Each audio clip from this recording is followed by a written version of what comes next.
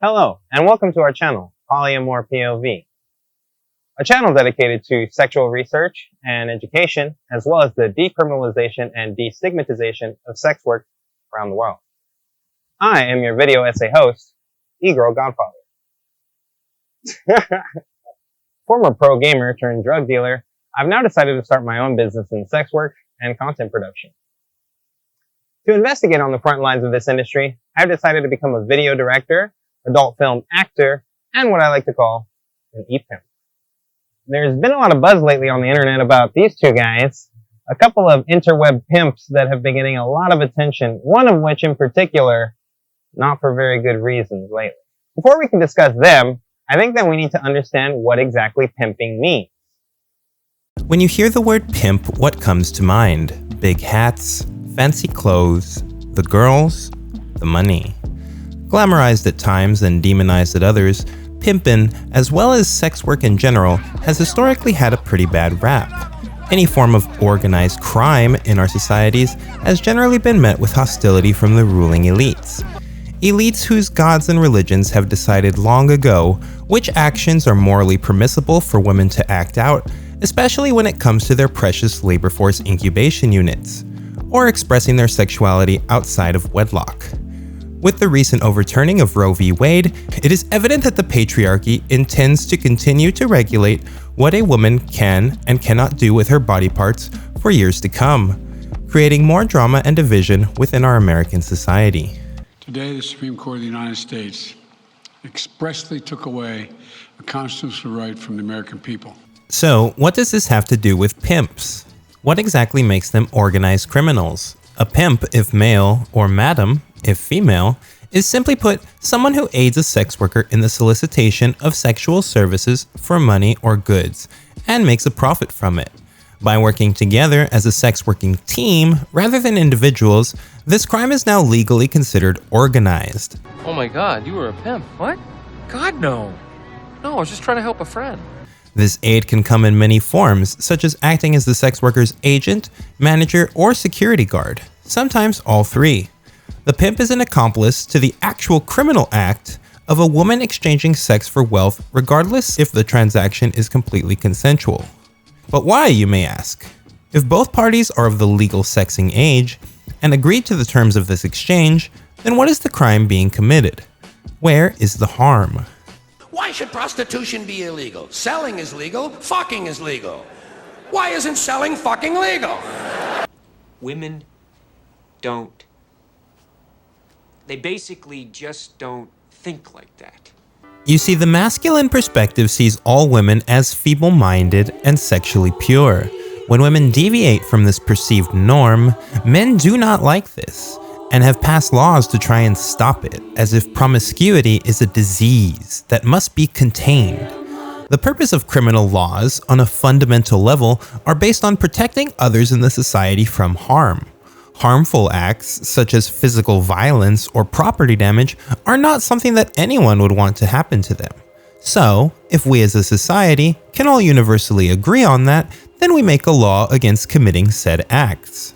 The act of having sex itself is a natural human experience built into our genetic design. It is certainly not inherently harmful to other humans or the community. Consenting adults, both married and unmarried, have sex every day, and no one is being harmed by that.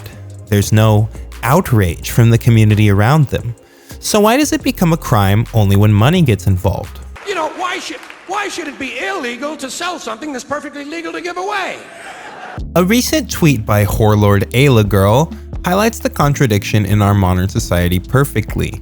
She writes, "If males want casual sex and females want resources, then it's kinda sexist that on Tinder you can explicitly ask for one, but not the other. On Tinder, a dating hookup app, it is perfectly acceptable for the very first message from a man to contain explicit and vivid descriptions of every which way that he wants to your brains out the second he meets you. It's perfectly okay for the man to go into the app expecting to find free sex from someone, as that is the only kind of sex allowed. Should a female in any way infer that she may be willing to exchange sexual acts in exchange for something, or link a guy to her adult content site should he be seeking out nudes, she will be banned from Tinder with no way to appeal. Of course, I am sure it is not the Tinder devs themselves who are the sexists. They are simply ensuring that their platform is not being used to facilitate sex work, because believe it or not, as of 2018, they are held responsible for that as if they were sex traffickers themselves. I operate with class. You used her. Body, mind, and soul, pimp. Thanks to the Trump administration legislation known as SESTA, Stop Enabling Sex Traffickers Act, and FOSTA, Fight Online Sex Trafficking Act, online platforms became legally liable for using the platform to facilitate sex work. This change amended a 1996 piece of legislation known as Section 230 of the Communications Decency Act, which states that a website cannot be held responsible for a user doing something illegal on the website, which, you know, makes perfect sense. If you were a gas station owner and you had a customer making drug deals in your bathroom, it wouldn't make much sense for you and your business to get prosecuted for that. Regardless, thanks in part to a well-funded, celebrity-backed propaganda campaign focused on child pornography and foreign sex trafficking, You can go online and buy a child for sex. It's as easy as ordering a pizza. SESTA FOSTA was passed, which essentially said that Section 230 should be maintained so long as the website isn't involved in sex trafficking or prostitution. The website owners themselves could now be prosecuted the same way as a pimp. Before even going into effect, the changes online were immediate. Craigslist removed its personnel section, which had long been used for both casual meets and sex worker meets, leaving only this message behind. US Congress recently passed H.R. 1865, FOSTA, seeking to subject websites to criminal and civil liability when third parties, users, misuse online personnel unlawfully. Any tool or service can be misused. We can't take such risk without jeopardizing all our other services, so we have regretfully taken Craigslist personnel offline. Hopefully we can bring them back someday. To the millions of spouses, partners, and couples who met through Craigslist, we wish you every happiness. Soon after, rival ad site Backpage, which had become the hub of sex work ads, was seized by the FBI on April 6, 2018. The main escort-based subreddits were banned, and many other websites shut down or removed all sections previously used by sex workers. Suddenly, many women were out of a job and placed into danger. For many, these websites acted as a means of protecting the providers by allowing them to screen clients before meeting and not have to go around walking the streets looking for work, which can be dangerous and also get you locked up. Imagine opening a business only to one day show up and see the building blew up and no one cared. Sure, one can argue that what they're doing is illegal and that's a risk they face, but it is truly a cruel human who would say that these women, who are often providing for their family and children, all deserve to go hungry. Isn't that just ultimately endangering more humans? If the work they're doing is truly so dangerous and exploitative, then why is the response to such a dangerous industry to drive it further underground, away from societal resources and legal protections? I say unto ye that they are like the serpent coiled in the garden. They must be captured, lest they infect the innocent. And they must be destroyed!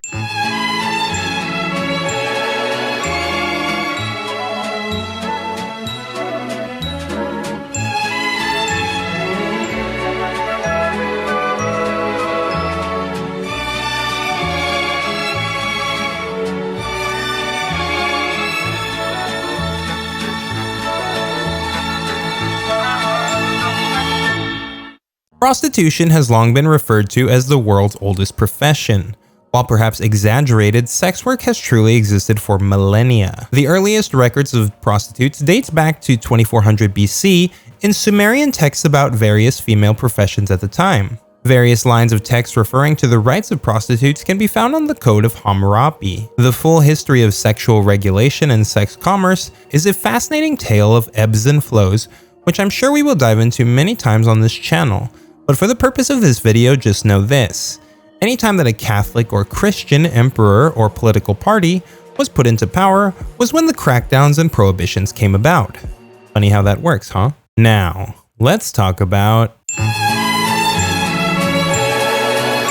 The Puritans were a sect of Protestant extremists whose members and ideologies rose to ruling power in both England and New England in the 16th and 17th centuries.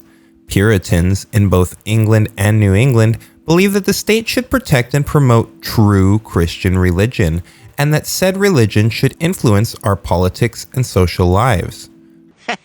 We Puritans have no place for drunkenness, or colorful clothes, or dreaming, or poetry. So if you write a sonnet, keep it under your bonnet. Oh no, that was a poem. Forgive me, Lord. One such set of laws to emerge from this period were those concerning sodomy. Sodomy was originally a word used to describe the act of sex per annum, and usually between two men. You see, the church has always found homosexuality to be one of the foulest of sins. In order to prevent those no-good gays from making the hanky-panky, the ruling class Puritans passed legislation making sodomy a felony that was even punishable by death. And they absolutely used this law to murder human beings. A bigger problem was that sodomy typically meant butt sex, but it was also used interchangeably to refer to acts such as oral genital copulation, bestiality, and other forms of non-procreative sex. Basically anything that they deemed to be immoral or unnatural. Sodomy was often referred to as a crime against nature, and both phrases would end up being used interchangeably in the statutes and court systems. This ambiguity of the word led to sodomy laws being used to target more sexual deviancy than just homosexuality. We even saw a whopping 16 states that passed laws against fornication, which is literally just having regular ass sex with someone you aren't married to. Imagine having to go to court or possibly jail after every Tinder date. These laws were so important because they set a precedent never seen before, that the common law of the judiciary could regulate what people were doing behind closed doors in their private sex lives, and prosecute you if they deemed your actions immoral, in some cases even kill you for it. The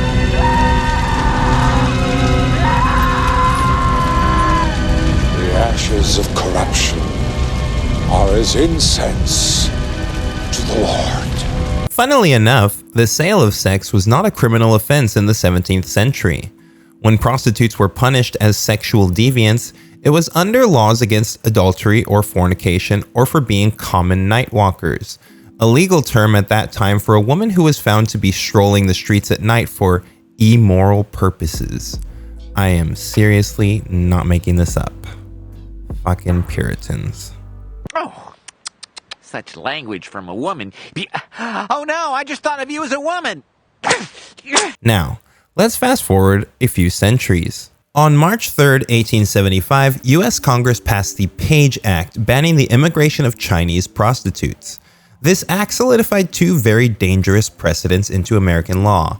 First, that Congress was able to restrict immigration of marginalized people by defining the purpose of their immigration to be lewd and immoral.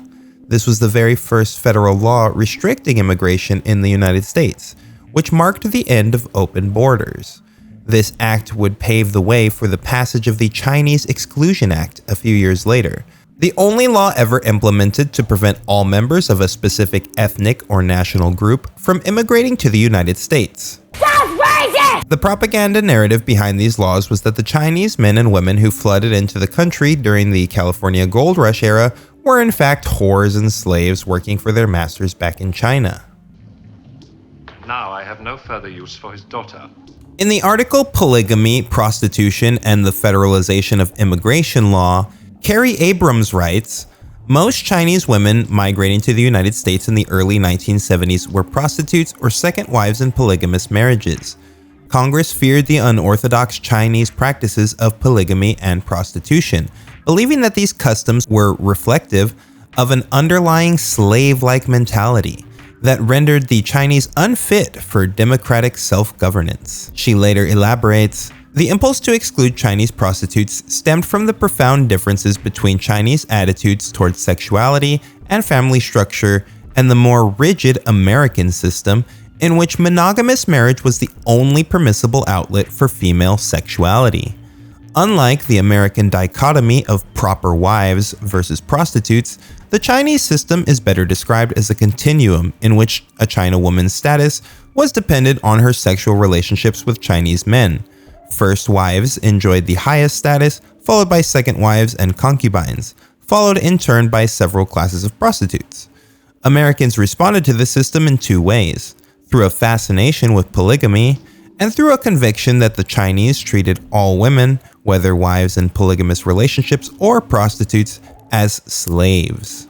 This mentality is perfectly captured in President Ulysses S. Grant's 7th annual message to Congress at the time, in which he stated, "I invite the attention of Congress to another, though perhaps no less an evil, the importation of Chinese women, but few of whom are brought to our shores to pursue honorable or useful occupations." The second dangerous precedent set into effect by this law and the hysteria surrounding it was the narrative that these polygamous wives and prostitutes were all treated as slaves and being exploited, for surely that is the only reason that a mentally healthy, free woman would be living such an immoral, non-Christian lifestyle. Even if that had been the truth, wouldn't it have been in the women's best interest to immigrate to a land where they could become free citizens and create new lives for themselves? Instead, we shunned them from our so-called land of the free. We're going to have strong, incredible borders, and people are going to come into our country, but they're going to come into our country legally. The notion that women would never enter into the sinful world of sex work without being coerced, lured, kidnapped, or enslaved was one that continued to be a hot-button topic in American politics at the turn of the 20th century. They started calling it white slavery to really rile up the white man. The claims made by the movement against white slavery helped to create, expand, and strengthen the policing powers of government agencies, creating the foundation for the police surveillance state that oversees us in modern day. The Bureau of Investigation, BOI, later to be known as the FBI, was created in 1908, and its first mission was to investigate the importation and interstate transportation of prostitutes in America. Around this same time, another organization took interest in the white slavery hysteria. The Women's Christian Temperance Union was among the first organizations of women devoted to social reform, specifically reform strategies based on applied Christianity. At its founding in 1874, the stated purpose of the WCTU was to create a sober and pure world by abstinence, purity, and evangelical Christianity. Pretty much the same ideology as our homosexual lynching friends from earlier in the video, the Puritans. Don't hurt them! They don't understand! Who's she talking to? I believe she's exhorting Satan not to take revenge on us. Pressure from the WTCU would play a pivotal role in the prohibition of prostitution as well as alcohol drinking in years to come. In 1909, the Immigration Bureau dispatched its lead white slavery investigator, a man named Marcus Braun, to Europe to find out why there was an increase in foreign prostitutes coming into America. He was amazed to find that the prostitutes were considered by authorities and the cultures at large to be ordinary wage laborers. He was even more astonished by the prostitutes themselves, who told him that they viewed the US primarily as a lucrative market, since American morality constrained the supply of competitors, thus raising prices for their work. Braun concluded from his research that contrary to the then dominant white slavery narrative, there was no international organization of kidnappers and pimps operating to exploit innocent and virtuous womanhood. Regardless of the lack of evidence for the white slavery narrative, in 1910, Congress responded to the hysteria by passing the United States White Slave Traffic Act, ironically known as the Mann Act, after its author, the Illinois Congressman James Robert Mann, who was in fact a man. The Mann Act made it a crime to transport women across state lines for the purpose of prostitution or debauchery or for any other immoral purpose. In addition to its stated purpose of preventing human trafficking, the law was used to prosecute premarital sex, bigamy, polygamy, and even interracial relationships. The penalties would be applied to men whether or not the woman involved consented, and if she had consented, the woman could be considered an accessory to the offense. It's a truly brilliant scheme. You see, if the woman does not admit that her puny, feeble woman brain was manipulated or coerced by this predatory man and his evil, superior male brain, then she herself would have the force of the law come down on her as well. If they're really witches, witches. Why don't they use their powers to escape? That sounds like witch talk to me, Lisa. Never mind. This naturally leads to the woman going along with the slavery narrative as to avoid prosecution, thus strengthening the predator narrative and inflating the number of white slavery cases around the country.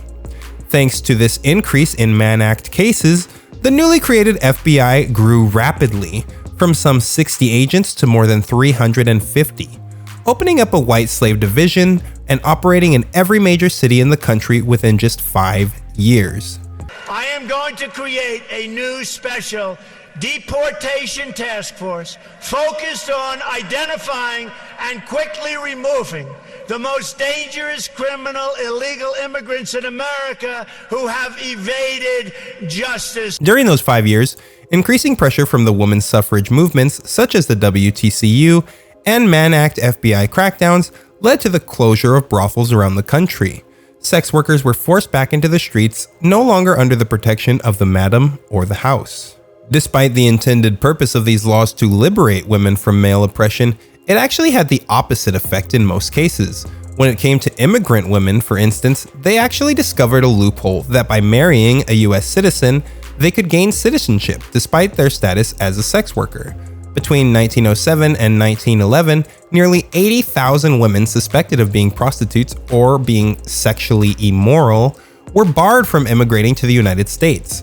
A proper wife was a good cover to avoid suspicion of being one of those immoral foreign whores.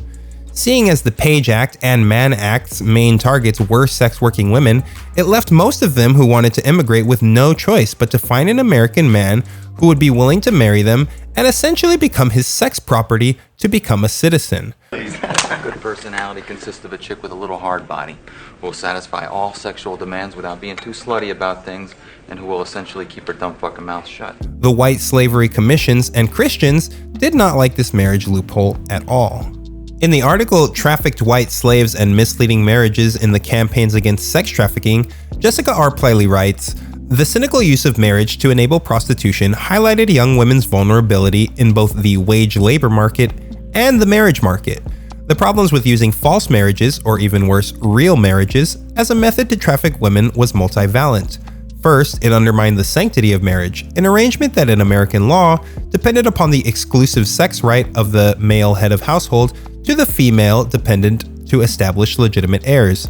Second, the monetizing of her sexuality for the public negated the private and exclusive nature of the institution. Third, the legal cover that marriage provided in both local and federal law grossly revealed the patriarchal underpinnings of legal marriages that endured in the persistence of coverture, the concept of marital unity that subsumed the wife's legal identity under that of her husband's. Last, the fraudulent use of marriage made the state complicit in prostitution because, as stated earlier, marriage to a US citizen allowed prostitutes to freely enter the country despite the numerous prohibitions against them. The institution of marriage itself quickly became entwined with the white slavery narrative and became a central focus of trafficking tactics found in the sensationalized propaganda of the times. This caption from Fighting the Traffic in Young Girls describes an example of the romantic seduction tactics used by traffickers. The smooth-tongued villain tells of his affections and undying love for her.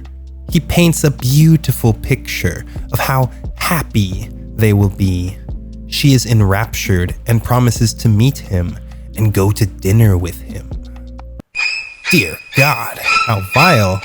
I mean, that sounds just like regular-ass marriage courtship? Of course, what woman would be willing to sell sex unless they were compelled to do so by a nefarious man? This seductionist narrative actually led to a passing of additional laws against seduction itself across the United States. Seduction laws, much like the other laws against immorality, were vague and used mostly to prosecute pimps and people of color. If the woman was unmarried and of good character, a seduction charge could be brought against the man she is with if the nature of their relationship was deemed immoral by the authorities.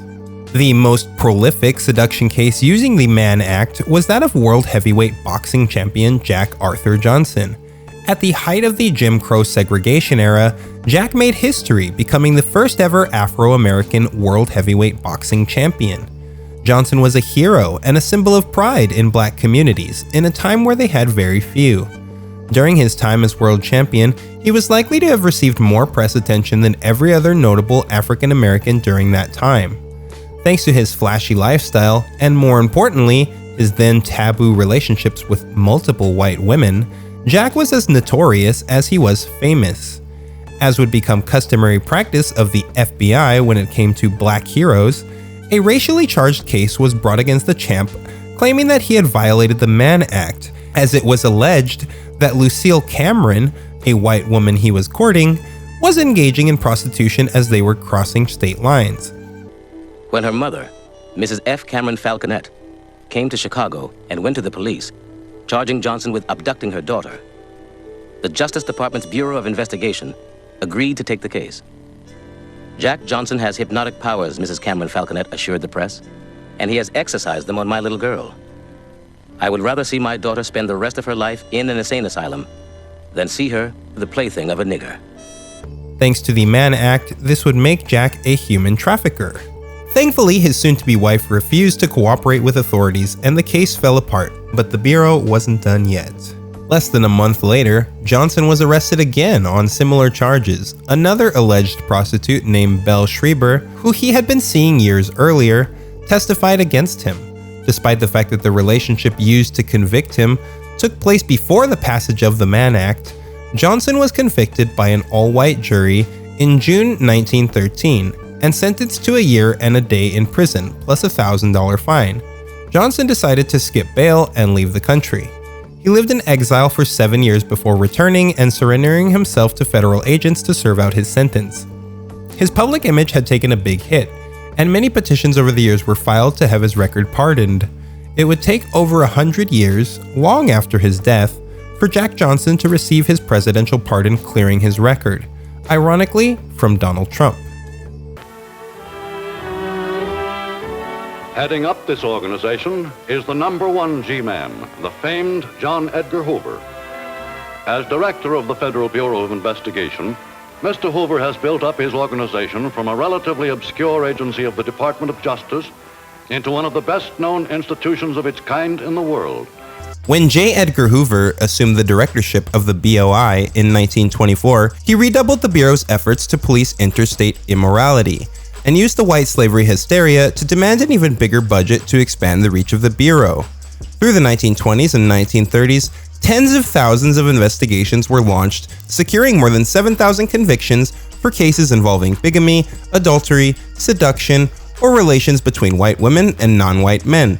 Such cases made up a majority of the Bureau's work during this time period. Unfortunately, not all of these cases would simply end up with jail time and fines. Something much darker was in the works in 1924. The white slavery narrative of the feeble-minded woman turning to immorality would soon find itself being used to justify one of the most sinister Supreme Court decisions ever made. After a failed attempt in Indiana due to legal issues, the Commonwealth of Virginia adopted a statute authorizing the forced sterilization of the intellectually disabled for the purpose of eugenics. Eugenics, for those of you who don't know, is what the Nazis believed in.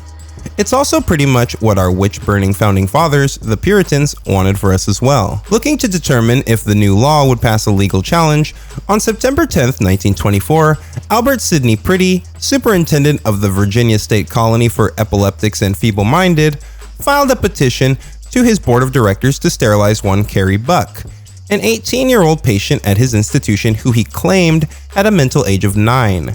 He maintained that Buck represented a genetic threat to society. According to him, Buck's 52-year-old mother possessed a mental age of 8, had a record of prostitution and immorality, and had 3 children without good knowledge of their paternity. Buck, one of those children, had been adopted and attended school for 5 years, reaching the level of 6th grade. However, according to Priddy, Buck eventually proved to be incorrigible and gave birth to an illegitimate child. Her adoptive family had her committed to the state colony as feeble-minded, feeling that they were no longer capable of caring for her. While the litigation was making its way through the court system, Priddy died and his successor, John Hendren Bell, took up the case. The board of directors issued an order for the sterilization of Buck. and her guardian appealed the case all the way up to the United States Supreme Court. As a social worker, I know girls of that type. Of what type? Decidedly feeble-minded. But wait, the fact that this girl made a misstep, or was perhaps taken advantage of, is that evidence of feeble-mindedness? No, but a feeble-minded girl is much more likely to go wrong. I see. Now, just one more question. You say Carrie is a liability. Do you think by sterilizing her, she would become an asset? I don't know that she could ever become an asset, but I do think it would at least prevent the propagation of her kind. On May 2nd, 1927, in an 8-1 decision, the court accepted that Buck, her mother, and her daughter were feeble-minded and promiscuous, and that it was in the state's interest to have her sterilized. The ruling legitimized Virginia's sterilization procedures and helped prop up similar laws using the same eugenics-based ideas in other states and eventually overseas in Nazi Germany. The ruling was written by Oliver Wendell Holmes Jr. In support of his argument that the interest of public welfare outweighed the interest of individuals in their bodily integrity, he argued, "We may have seen more than once that the public welfare may call upon the best citizens for their lives. It would be strange if it could not call upon those who already sap the strength of the state for these lesser sacrifices, often not felt to be such by those concerned, to prevent our being swamped with incompetence. It is better for all the world if instead of waiting to execute degenerate offspring for crime, or to let them starve for their imbecility, society can prevent those who are manifestingly unfit from continuing their kind. The principle that sustains compulsory vaccination is broad enough to cover cutting the fallopian tubes." Historian Paul A. Lombardo argued in 1985 that Buck was not feeble-minded at all, but that she had been put away to hide her rape, which was perpetrated by the nephew of her adoptive mother. A rape which was in fact responsible for that pregnancy. 3 overlapping groups suffered disproportionately from sterilization laws: women, people of color, and the poor. Eugenicists tended to believe that immoral behavior and poverty were evidence of a person's genetic degradation. Since women's morals were more heavily policed and their sexuality more regulated, they were more likely to be sterilized. In several states, a conviction for white slavery automatically made a woman eligible for sterilization. By 1961, over 60,000 people had been sterilized under these laws, and 61% of them were women. An illustrative example is Elaine Riddick, a black 13-year-old girl who became pregnant after being raped by her neighbor. Was delivering my son, they sterilized me at the same time. They had approached my grandmother and said that if she wanted to continue to receive supplement, welfare and food stamps, or at this time they was giving out these surplus foods, canned cheese, I think it was, powdered eggs, and said that if she did not sign the X, that they were going to stop her supplements. Mind you, my grandmother was illiterate. She had never ever gone to school. She didn't understand what it was. So she signed the X, and they did this to me. I did not find out that they had sterilized me until I was 19 years old. She didn't realize she had been medically sterilized until years later, when she was unable to conceive with her husband. In state records, she discovered, her records stated she was promiscuous and feeble-minded.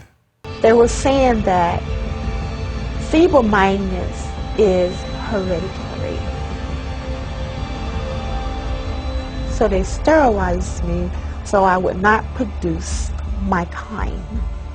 Thankfully, at the end of World War II, white slavery and sexual immorality prosecutions became almost non-existent. In addition, thanks to the concepts of eugenics now being associated with the Nazi Party and the Holocaust that started World War II, eugenics laws were struck down or heavily modified around the country, though sterilizations of feeble-minded women would still continue. We're going to triple the number of ICE deportation officers. Another major case in the Supreme Court would soon change the culture in America forever. In 1944, Associate Justice Frank Murphy introduced the word racism into the lexicon of the U.S. Supreme Court opinions. In Korematsu v. United States, in regards to the forced relocation of Japanese Americans enacted during World War II. Post-World War II, people of color started to challenge segregation, and they believed they had more than earned the right to be treated as full citizens because of their military service and sacrifices. A historic Supreme Court case would set the legal stage to fight for those rights. Brown versus the Board of Education of Topeka was a landmark U.S. Supreme Court decision in which the court ruled that the U.S. state laws establishing racial segregation in public schools were unconstitutional. For the next 10 years, a battle for equality and civil rights for people of all colors raged on until Congress hammered the final nail in the coffin with the passage of the Civil Rights Act of 1964 and the Voting Rights Act of 1965. Unfortunately for people of color, the inherent racism and stigma baked into our institutions and culture were ever present, especially when it came to the law. The criminal justice system could still use laws such as those we have covered so far to continue to disproportionately target blacks and browns in America and lock them in cages, essentially removing the civil rights they had just been given. And that's exactly what they did. We didn't even do nothing. Well, you think you're tough. You look so tough now, little nigga. Now that we understand when and why prostitution became illegal, and the mostly racist narrative of white slavery, aka human trafficking, let's return to pimping for a bit. One black writer who definitely understood the belly of the beast quite well at the time was a writer named Robert Beck. Born Robert Maupin in 1961, he was released from jail and moved to LA, where he changed his last name to Beck. Refashioning himself as an ex-crook turned revolutionary, Beck, along with his wife, began writing a book based on his memoirs of being a sex criminal. In 1967, his first book, Pimp: The Story of My Life, was published. Claiming to be an autobiography, Beck also claimed to seek redemption for his sinful life with these confessions. In the book, he writes, "Perhaps my remorse for my ghastly life will diminish to the degree that within this one book, I have been allowed to purge myself. Perhaps one day I can win respect as a constructive human being. Most of all, I wish to be a decent example for my children, and for that wonderful woman in the grave, my mother." It becomes all too apparent while reading Pimp that Beck is claiming to have committed nearly every possible violence and manipulation technique in the white slavery manual. He constantly refers to the rules of pimping as the game. He says that all great pimps follow this code, and that all women can be turned into your whores if you follow it. A code that consists of various violent and some non-violent ways to make a woman submit to you and become your prostitute. This drew in two kinds of readers. The first were fearful whites who wanted to read another sensationally grotesque tale that reinforced their mindset on sex work being a criminal exploitation of women. The fact that it was primarily focused on black pimps was also a win for racist whites. Unfortunately, the other kind of readers were black men at the time, who also felt that they had been dealt just as bad a hand and saw pimp as a kind of manual to get the things they wanted. Rather than scaring black men away from the pimp life, readers believed he had given them the tools to live it. In New Yorker article, The Fires That Forged Iceberg Slim, Robin Kelly writes, "While poverty is what inspired Beck and his common-law wife, Betty, to transmute his dark memories into a book, pimp was also meant to be a contribution to the Black Revolution. Instead, it catapulted the pimp into American popular culture's pantheon of celluloid heroes and outlaws. To be fair, pimp is not responsible for glamorizing pimps. The figure of the pimp has been revered and reviled in African American culture for more than a century, often through tales, toasts, and song. What Beck did was take the cartoon image of the pimp, projected in urban rhymes and strutting street characters, and give him flesh, history, and dimension, exposing the dehumanizing brutality of the game. And he did so when ghettos were in revolt and black Americans had become an object of worldwide fascination." This is not one of the Reverend's evil spirits. Our guest masquerades under the name of Iceberg Slim. Many of you remember his story of his days as a procurer, or if you will, a pimp. Over the years, as Beck opened up more in his writing and as his life was researched and studied, it became apparent to historians that Beck had embellished much of his writing and that the stories in Pimp were not in fact his true autobiography. Numerous contradictions were discovered between the book events and his real life, and he also lied about his 175 IQ score. This IQ score was pivotal to Beck's all-too-common narrative that you need a big brain to seduce and exploit these feeble-minded women. Of course, no one at the time of publishing would know that the book was fictionalized, and Pimp left its mark on the culture forever, most notably during the peak of the blaxploitation cinema of the 70s. Be cool, baby, okay? Hey, bitch, come here. Got your motherfucking man, come here. Mr. Pretty Tony, I mean, you know the rules of the game. I mean, your bitch just chose me. Now we can settle this like you got some class, so we can get into some gangster shit. The rhetoric and rules of the game, as laid out in Pimp, would find themselves repeated by movie star pimps and real-life pimps as reality began to imitate the art. No, man, all bitches are the same, just like my hoes, you know. I keep them broke. Wake up one morning with some money, the subject to go crazy, you know. One of my favorite examples is the scene from The Mac, where a pimp named Goldie explains how he seduces these women into working for him with a planetarium speech. One of the requirements to become a member of Goldie's illustrious family. This family is like a large corporation filled with qualified stockholders, or if you prefer, gifted actresses. But I'd rather call you professional ladies of leisure, each playing a major role in this large production company, for the whole world is our stage. In this organization, there is a president, a director, and a teacher. All of these offices are held by me. The scene is just actually so ridiculous and out of place for the pacing of the movie that I cannot tell if it was meant to be some kind of satirical shout out to the nonsensical narrative of white slavery or forced in by movie execs to make sure they were not glamorizing the pimp life too much. I mean, I really got those bitches' minds controlled, bro. Funnily enough, after the blaxploitation movie boom and black community's reclaiming of the word pimp in the 1970s to mean something positive, it seemed Iceberg Slim began to change his tune. He softened his stance on pimps and sex workers and spoke of a golden age of pimping, adding to his ever-growing list of contradictions. Later in the Robin Kelly article, he writes, "Rumors notwithstanding, Beck never slipped back into the life, but his interviews in the 1970s revealed a creeping nostalgia for pimpin', especially after the blaxploitation cinema took off. He began to play the hustler, dispensing pimp wisdom, and deftly cashing in on his aura. His publicity photos from the time evoke the old Iceberg Slim, sprawled on his bed or lounging on an overstuffed couch, sporting an ascot or a wild suit, posing in front of his Lincoln, hair pressed and curled. In a 1973 profile in Women's Wear Daily, he reminisces about how in the golden days of pimping, it was an art that required cunning, agility, and speed. And yet in the same interview, he praises black women for their strength and perseverance in the face of unrelenting abuse.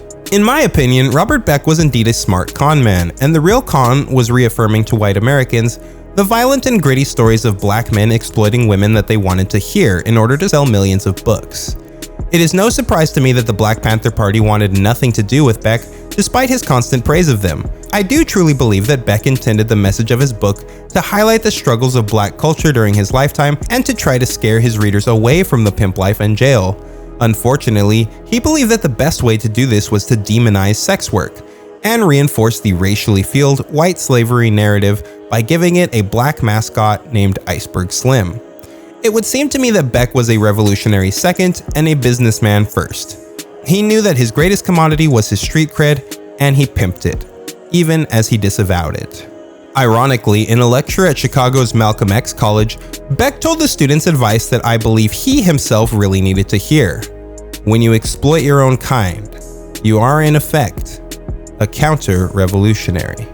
And on that note, let's fast forward about 50 years, and we now have another so-called pimp in the internet media pimping out his street cred, talking about the game, and demonizing sex work and women, despite sex work and women being the reason he is successful in the first place. a counter-revolutionary manosphere pimp known as Sharp. The Sharp Tank. No Jumper. Sharpest, coolest podcast in the world. Sharp's internet claim to fame began with a series of video interviews on YouTube channel Soft White Underbelly, a fantastic channel that gives a voice to demographics of people who are typically voiceless. It's a wonderful channel I highly recommend. Sharp did 4 interviews with the channel before being interviewed on No Jumper by Adam22 in 2021. It turns out Adam thought that Sharp would bring something special to his team of podcasters, and the two joined forces. It was actually through No Jumper that I found out about Sharp in the first place. You see, the host Adam22, along with his fiancée Lena the Plug, started doing an OnlyFans podcast known as Plug Talk, a show where they interview other adult film stars and OnlyFans girls and film a pornographic scene with them afterwards. I had first discovered the account because our team is developing a sex worker podcast idea, and I wanted to see if there was anyone else out there doing something similar. Adam had collaborated with some of the very best in the biz from new to old. After watching his Plug Talk featuring Kazumi Squirts, I was interested to find her No Jumper interviews they spoke of, and the first No Jumper episode I was exposed to was the Sharp Tank episode featuring adult stars Kazumi and Emma Magnolia, with Adam22 nowhere to be seen. For something, I don't look for something that I don't want something that everybody can have off the shelf. You like something you can go get off Walmart, like a Bratz doll that's been opened, brought back to the store. Somebody brother done molested the motherfucker, put it back in the box. Your mom took it back because the hair was fucked up, put it on the shelf, and then they selling it. Much like Iceberg Slim, it would seem that Sharp has a very hateful relationship with women for someone who claims to be a ladies' man.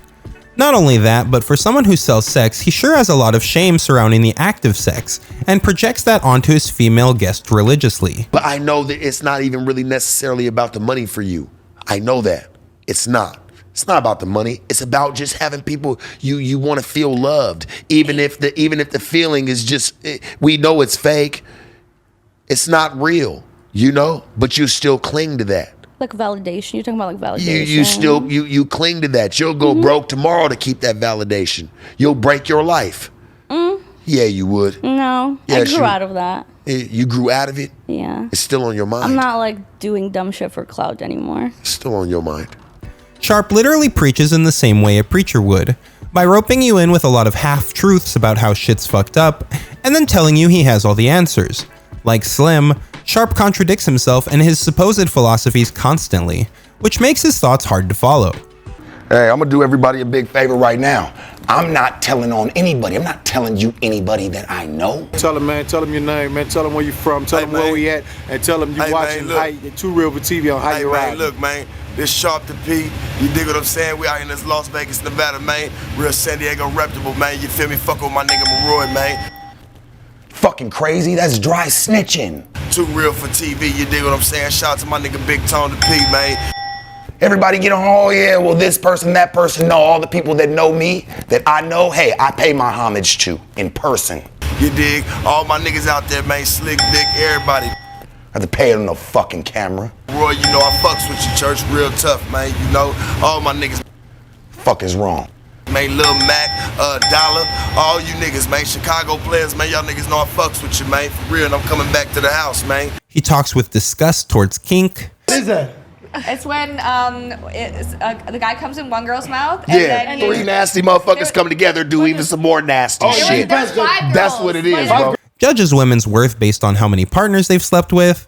But you'll fuck 50 men upside downtown, all the shit you do to them, but you telling me that's the only thing that's off limits? Claims he would use violence on his women to achieve his desired end goals. Because they'll go fuck this man, that man, do all this shit, and then still go home to their boyfriend and try to kiss them in their mouth. I wish you would. I'm gonna slap your ass down. Constantly refers to women as bitches, despite claiming in one interview how disrespectful that word was. Oh, here you go with the sad shit, bitch. Who's sad? I'm not sad. Wait. Hold on. What'd you call me? Sorry, baby. I said No, baby. what'd you call me? I said baby daddy. I'll throw this fucking drink smooth on you, girl. So you might want to just sit your ass back just a little bit. Laura, you don't heard that, call me right? no bitch. But I'm just saying we don't have to use that word in Laura terminology. literally works for Adam. That's I'm like, that's Laura. extra to start the shit off like that. That's not okay. And most importantly, he perpetuates the age-old white slavery narrative of the promiscuous, feeble-minded woman not understanding what she is doing to herself when she gets into sex work. That's all it is. And I'm just fucking around being myself. But fucking around someday it might get you hurt. Don't you agree? I mean, yeah. Think about it. But I'd rather have fun. You like that shit and you don't care if it hurts you in the end. He glamorizes his own life of sex work while casting judgment on what others are doing. This is perfectly illustrated in his interview with Big Chutch, who claims to be an OnlyFans pimp from the new school of the ism or game. Big Chutch even mentions at the start of the interview that Sharp is perpetuating old ideas about the ism that are in fact harmful to it, but of course this point is largely ignored. I've heard a lot of things that you said. Yeah. And I don't necessarily disagree with a large majority of it, you know what I'm saying? Mm-hmm. But some of the things that you said have kind of, I feel like it resonates on a lot of people in a lot of ways that would make people serve a little bit of disdain for the ism in a certain regard. Because there's a lot of reasons why a lot of people wouldn't fuck with it that don't always necessarily make sense, but are propagated by the vibe that sometimes you'll perpetuate about sometimes new ideas when it comes to the game. Sharp later refers to Chutch as Tucker the Toe Sucker, in reference to a conversation about OnlyFans sex work. In the conversation, Sharp states that he would never be willing to do something as nasty as suck a girl's toes to make adult content for the buyers. If the new game is being Tucker the Toe Sucker, I don't want to never be nothing a part of it, Jack. You dig what I'm saying? You ain't never sucked on you no ain't gotta toes? do fuck no. You ain't never sucked a toe? Fuck no. Fuck no. You ain't never You sucked a can toe? go ask, man, any bitch I ever had. You ain't never Tucker. sucked a toe? Tucker, you can ask anybody, man, that ever dealt with me, nigga. I ain't never sucked no toes. And I Hey, done look, touched if the more bitch than you belonged know. to me, nigga, That's how you winning. Ugh. He states multiple times that by Big Chutch being part of the sex within the sex work, that he is in effect a gigolo, or a male prostitute, as if being a sex worker is a shameful thing. What, nigga, selling yourself? You sell yourself just like the bitch do. Come Nigga, I on, just do man. stunt dick You shit. sitting up over there stunt dick shit. That's it. What the fucking entire fuck is that? Funnily enough, No Jumper CEO Adam22 also plays stunt dick in his adult content, and I wonder if Sharp sees him as a bitch too. My real issues with the Sharp Tank start here. I'm not even going to cover all the problems that stem from his views on masculinity because that's an entire video in itself. As we have learned, the entire basis of sex trafficking laws existing is the narrative that having sex for money would never be done without coercion and is so exploitative that no woman of sane mind can possibly consent to it. In Sharp's business, only the women do those nasty sex things, and he would never devalue himself by stooping to their level. He makes multiple statements regarding sex work as dehumanizing and dangerous, yet he is willing to make money having others do it for him. Like a true capitalist, he cons other people into doing what he sees large profits in while reaping all the rewards himself. The worst part is that I do not even believe Sharp actually means half of what he says about the current sexual liberation of women, and about platforms like OnlyFans. The Sharp Tank's views come from intentionally saying sensationalized things that he knows will rile people up. He understands that there is a market for manosphere content that shits on promiscuous women and OnlyFans girls, and he leans into it hard. I do believe this is almost entirely done for ratings, with little regard to what kind of message he is sending out about the sex work world that he claims to come from. And that's something that I want to see from you because, like, I respect you and I want to see You that. I gonna want to drop see the growth. ratings with this shit, man. Come on, man. Sharp could use his platform and experiences to find ways to empower women, but instead he uses it to tear them down for views. Adam22 is just as bad a hypocrite for platforming this OnlyFans is ruining girls' lives narrative while making his bag making sex content on OnlyFans. As long as the ratings are up, who cares if Sharp perpetuates a narrative that has been used to justify the most sexist, racist, and horrific laws against women to come out of this patriarchal society built by our Puritan ancestors. If you were to ask me, I would say Sharp, along with so many other so-called pimps, have a big issue with OnlyFans and even more so with escorting websites such as the ones taken down by Sesta and Fosta because it is bad for pimp business. You see, it is pimps like Sharp who greatly benefit from sex work staying illegal and therefore dangerous. As mentioned earlier in the video, the original men being vilified as pimps often ended up simply acting as agents, security guards, and transporters. Basically a personal assistant for the sex worker. The original need for protection only really began when the market was driven underground, Without having access to the legal systems and the police now being your enemy, there became a great need to organize to avoid getting caught, robbed, or raped. In addition, much like alcohol during Prohibition, the price of sex skyrocketed due to the demand not going anywhere, but the amount of providers dropping significantly as they wanted to avoid a prison sentence. A teacher. Honey, prostitutes make twice that money. The rising price of sex made it a black market commodity that criminal organizations wanted to cash in on. It is all of these factors that lead to the conditions for sex workers to be truly exploited in the first place. If the women could simply rent out a room in a brothel, or even just go to the police if they got robbed to report the man that did it to them, they would not be in such vulnerable positions that they would need to depend on organization for survival. Pimps could book hotels, or bought houses girls could work out of. Pimps had money put away that they could use to bail you out if the cops grabbed you. Pimps could go after the men who robbed you or raped you and make sure it didn't keep happening. Pimps had the means to wash your illegal money. It was not through seduction or violence that the sex worker fell into the arms of the exploitative pimp, but through necessity. It's nice. That's what I like to hear. That's nice. Hey, baby. Thank you. All right, more power to me. All right, thank you, baby. And, Raquel, what's this? Mr. Franklin's lonely. There's only... Sorry, Daddy. What do you mean sorry, Daddy? What the hell did you do? Is Wayne Brady gonna have to choke a bitch? What Big Chunch called the digital pivot is a threat to exploitative masculine pimps like Sharp who see women as cash cow commodities that a man can control. Destigmatization is often the first major step towards decriminalization, which would drastically reduce the price of sex and make the act much less dangerous.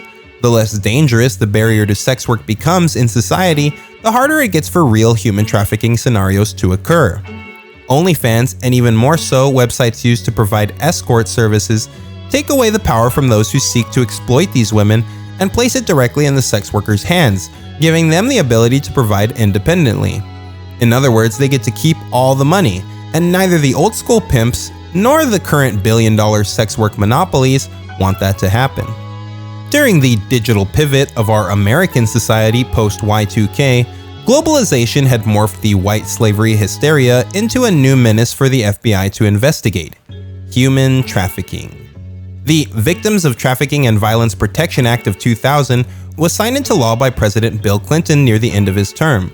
Much like the Mann Act cases helped fund the creation and expansion of the FBI and its authority, according to state.gov, the Trafficking Victims Protection Act of 2000, as amended, provides the tools to combat trafficking in persons both worldwide and domestically. The act authorized the establishment of the State Department's TIP office and the President's Interagency Task Force to monitor and combat trafficking in persons, to assist in the coordination of anti-trafficking efforts. In addition to these new task forces, the FBI's authority was once again expanded. Per FBI.gov, the TVPA granted the FBI the statutory authority to investigate matters of forced labor, trafficking with respect to peonage, slavery, involuntary servitude, or forced labor, sex trafficking by force, fraud or coercion, and unlawful conduct with respect to documents in furtherance of trafficking. I would like to, at this time, draw attention to the fact that even now, nearly a century after the white slavery hysteria, the human trafficking rhetoric remains nearly identical and just as intentionally ambiguous. You'll note that sex trafficking is defined as its own thing because, sex in itself is super bad and ultra immoral, and so slavery for sex purposes must have its own legal category of slavery, because slavery for any other reason, it's bad and all, just not as bad, because dirty evil sex. Obviously. Fucking Puritans. In fact, despite the fact that the majority of true human trafficking cases are typically migrant workers for agriculture or domestic labor, you would never even know that because almost the entirety of the anti-human trafficking campaign, as well as the verbiage of the Protection Act itself, is centered around sex work. The anti-trafficking state agencies have helped incarcerate more voluntary sex workers than ever before, mostly female. For the pimps, white slavery charges turned into human trafficking charges, regardless of whether the women were there voluntarily or not. So you mean you're like just a cop? Yes. So like, if you're a cop, why don't you get rid of this dork so we can get it on? It is here that I would like to introduce our second case study in internet pimp celebrities, alleged human trafficker Andrew Tate. Andrew Tate is a former kickboxing champion who went on to start a webcam girl company with his brother Tristan. Unlike Sharp, Andrew is very sex positive, and he saw the potential in the digital pivot. This venture would pay off in the end and make the Tate brothers millionaires. After some run-ins with the law in England, he moved his operations to Romania, where he supposedly ended up befriending the Romanian mob and getting involved in their casino businesses. As of the making of this video in August 2022, Andrew Tate is the most searched guy on the internet. Just recently, he has been deplatformed by Meta, Instagram, TikTok, and YouTube. Some company reps have stated it was due to his misogynistic message, yet nothing is being done to other Manosphere podcasts like this. The other reason cited is his alleged involvement in human trafficking. He is the online left's new favorite guy to hate, and for many valid reasons. Much like our previous pimp study Sharp, Andrew fancies himself a preacher. He states half-truths about how the world is fucked up and how he has the answers to save you from it. He likens himself to Morpheus from the Matrix, saying he is waking people up to the truth of reality. But Andrew does not offer the secrets to exiting this maze for free. The secrets to pimping hoes and becoming a millionaire are paywalled behind a $50 a month Discord subscription known as Hustlers University. Within the Discord are instructors that will teach you the most basic information about making money you can find. Stocks, crypto, NFTs, and dropshipping. It's all there. And let's not forget all the amazing courses on how to get laid by being a more alpha masculine manly man. By signing up, you are given an affiliate link that allows you to make more money by selling Hustler University subscriptions to other men hopeful to become a strong masculine top G like Andrew. In order to do this, they create Tate-related content accounts with their affiliate links in the bio and create clips and TikToks to help Andrew go viral. In essence, as many others have pointed out, the affiliate portion of this hustle strongly resembles the makings of a classic pyramid scheme. This video's focus is related to sex work, and so I do not want to go into depth on Hustler U too much, but I would like to talk about it because I feel that because the online left has decided that it hates Andrew Tate, his online hustle course is now being labeled as this exploitative scheme, when there are literally millions of money-making courses for sale online and in book form that may or may not teach you different skills. I myself have purchased photo editing courses that didn't teach anything more than what I could learn for free on YouTube, despite claiming I would learn some professional insights. I do not actually see anything inherently wrong with the business model, and the viral marketing aspect of it is truly a sight to behold.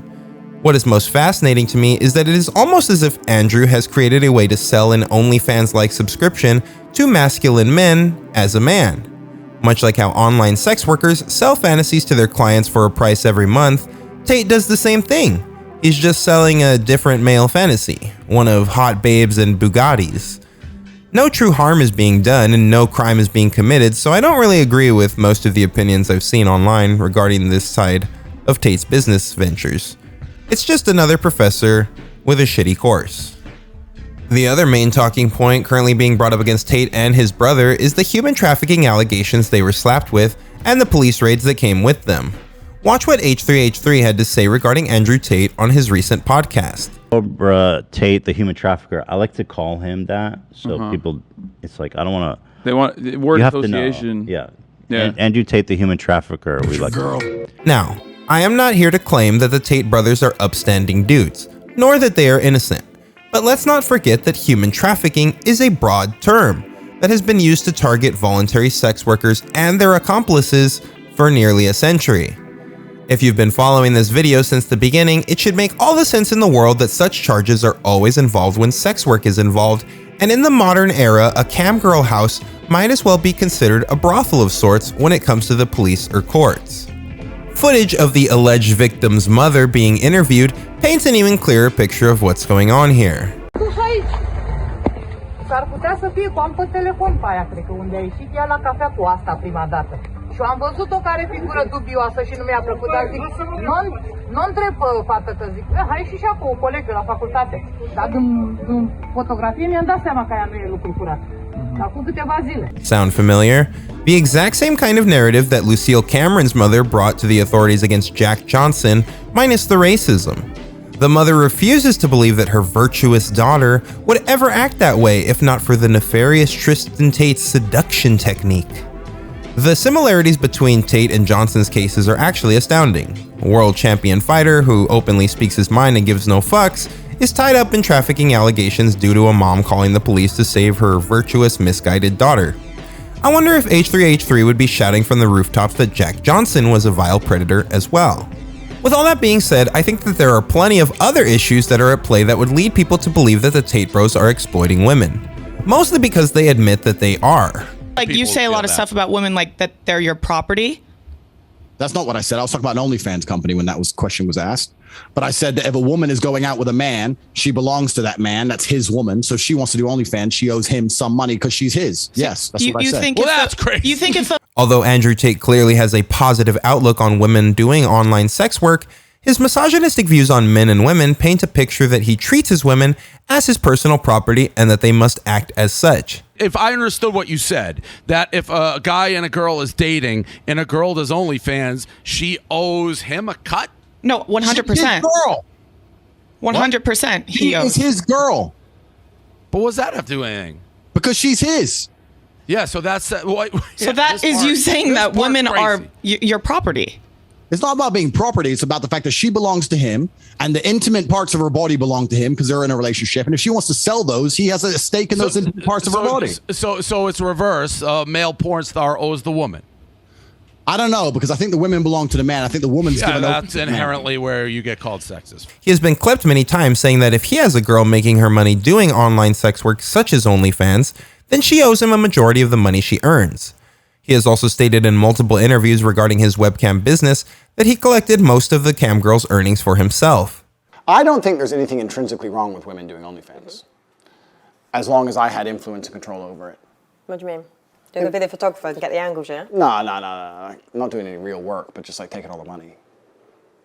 If my chick said, I want to do OnlyFans, I'm like, all right, then cool, go do it. How much you made? 10 grand. All right, give me 8. All right, cool. All right. What woman is going to give you 8 grand? Because you're my woman, you're doing OnlyFans. You're selling my product. What the fuck? Your product? Yes, correct. Woman, she's not Next question. No. A few years ago, Tate was selling another online video course known as the PhD program. In this program, PhD stands for Pimping Hoes Degree, a degree which entails Andrew teaching you every step to building a girl who is submissive, loyal, and in love with you.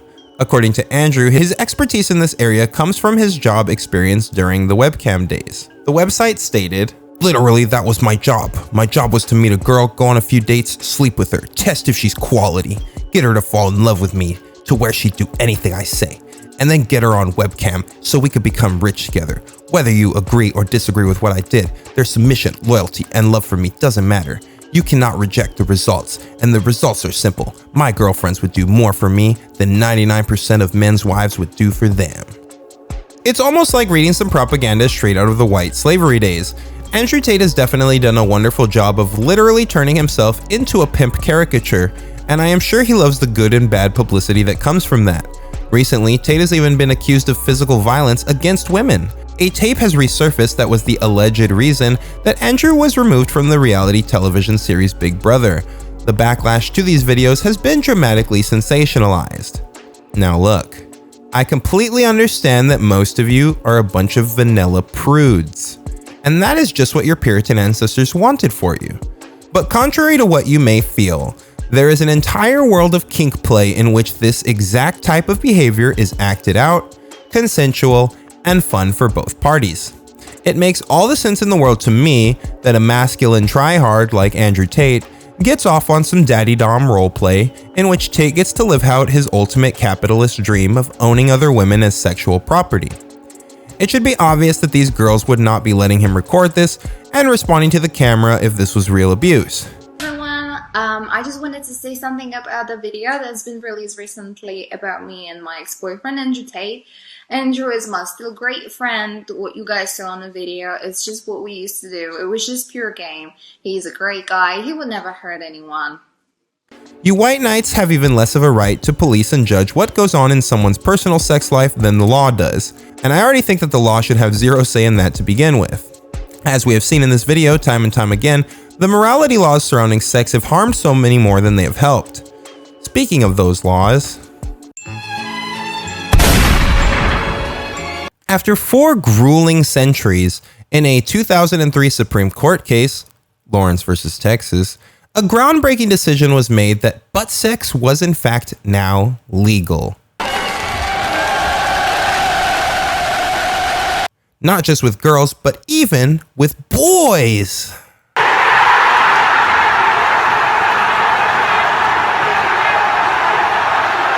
Lawrence versus Texas overruled the Supreme Court's decision in Bowers versus Hardwick, decided 16 years earlier, which upheld a Georgia statute that criminalized sodomy.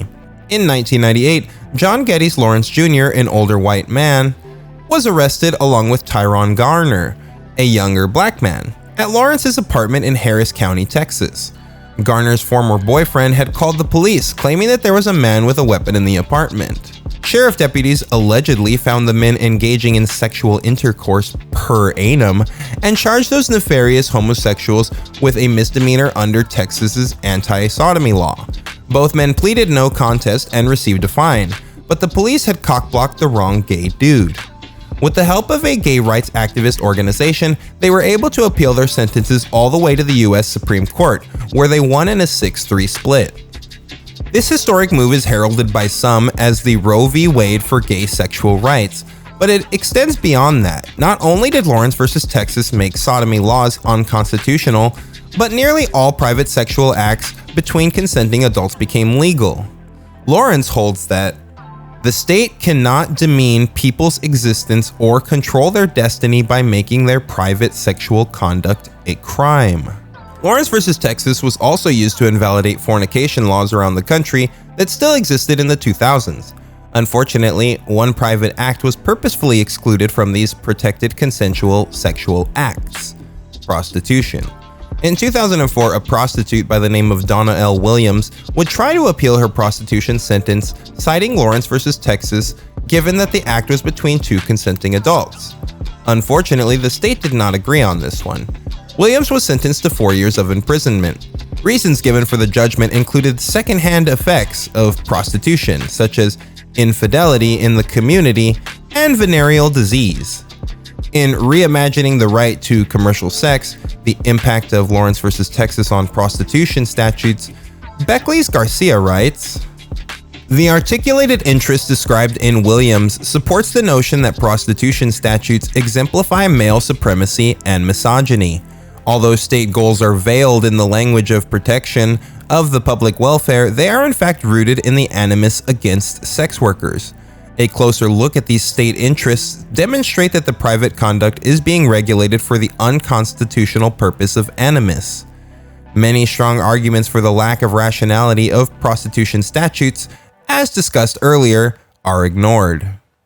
While the Williams case may have not been successful, we must not lose hope. The sodomy laws were upheld in one ruling and then struck down nearly 18 years later. With proper organization and awareness spreading, I do think that full decriminalization is possible within the 21st century, potentially even through Lawrence. Garcia concludes her article with this message: "Former prostitutes and other feminists agree that decriminalization is a step towards guaranteeing prostitutes' civil rights and promoting safety and equality for women. This requires that women's rights activists unite and create a social movement that would awaken the social conception of the injustice of prostitution statutes. The prostitutes' rights movement is fairly stagnant compared to the gay rights movement's success in removing the social stigma of homosexuality and the repeal of sodomy laws. Unfortunately, with laws such as Sesta Fosta being passed in the modern era, it seems that the police state has made its digital pivot and is creating even more branches of cops dedicated to policing immorality in the digital world.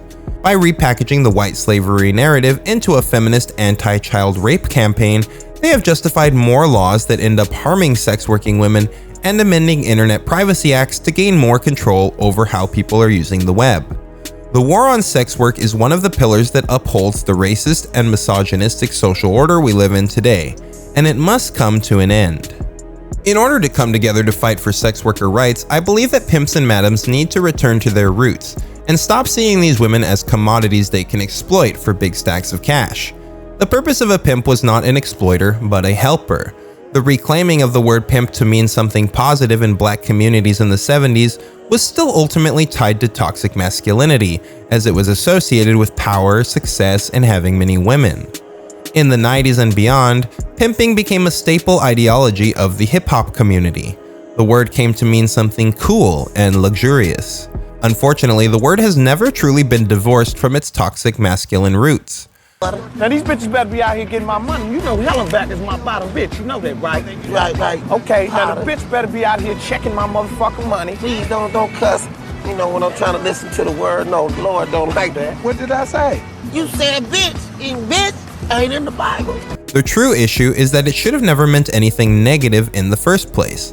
There shouldn't have been a need to reclaim the word, as being a person who helps a sex worker sell sex and keep themselves safe is already a really nice and based giga-chad. While webcamming, porn, and OnlyFans are all great steps towards normalization of sex work, we must not abandon the face-to-face providers that built this industry and are still thriving in it today worldwide. As long as there is dangerous working conditions for sex workers, there will always be a need for harm reducers, and anyone who is out there helping these women should not be seen as a victim abuser, but quite the opposite. The exploitative pimps that take all the money and the real sex trafficking rings can only ever exist in societies where sex work is criminalized. We must discard these sexist and racially fueled narratives that all promiscuous women are feeble-minded and therefore victims whether they consent or not. We must decriminalize sex work worldwide and offer resources and support to sex workers rather than another set of handcuffs. I'm black. I was born in the ghetto. Understand? I come up wanting things out of life, you know, and I found a way to get things that I want. And I wasn't born with a gold spoon in my mouth, and I had none of that old cash. I felt as if I want things out of life, and there's only one way to give it, and that's cash, money. And I found a way I can get it, and that's what I'm doing. I'm trying to get it. I'm going to get it. Now, you may have heard that pimps beat the girls. They do this to the girls do that. They suffer. We don't go through those changes. We're out there, we're doing what we're doing. And he's accepting what we're doing, and he's doing what he's doing. So that's what y'all call pimps and whores. But I'm just telling you that we're not, you know, the way you think we are. Listen, we're human. Why do you go out and work for him? Because I love him. That's why. Can you understand that? Thank you for watching this video essay on pimping and sex work. Just know that in future content, when referring to myself as an e-pimp, I simply am stating that I am assisting my ladies in their production and in their selling, making sure that they make as much as they can make. The ladies are definitely the stars of their own show, and they own their own small businesses, which you all should go support, and you'll definitely find links down below and all over our social medias if you want to find that. But if you, the viewers of our content, would like to support me a little more directly, we're actually launching our Patreon, which you should be able to find links to down below. You can go ahead and sign up for that, and that's going to give you exclusive access to our content ahead of time, behind the scenes content, of course, and you'll be added to the credit roll that you see happening right now. You'll be somewhere over here, or maybe over here. Not sure where I'm going to put the credit lines yet, but one of those sides. Make sure to check out episodes of our Porn Star Family vlog, Polyamore POV, to get a more intimate look at the behind the scenes of what's going on in our project. Lastly, I wanted to announce that we will be starting a new sex worker podcast where I will be taking real sex workers on dates and getting to know them. And so you guys also can get to know them. Check out episodes of How to Date a Porn Star coming real soon. And remember guys, a real top G treats everyone like equals. And that's coming from the true top G, this guy. Have a good one, friendos. Peace.